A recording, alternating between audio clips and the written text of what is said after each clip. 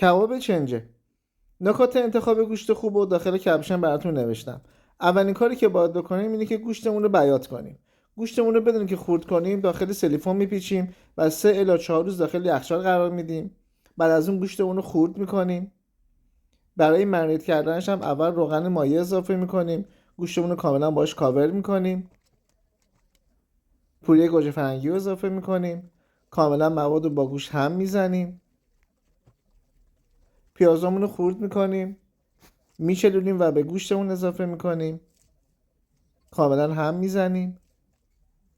فلفل سیاه اضافه میکنیم و دوغ گازدار و اجازه میدیم 24 ساعت داخل یخچال بمونه.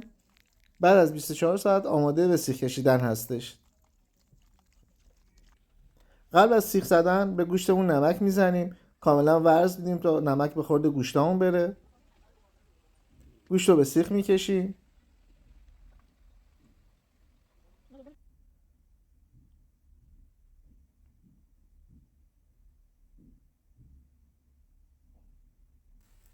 و میره روی منقل.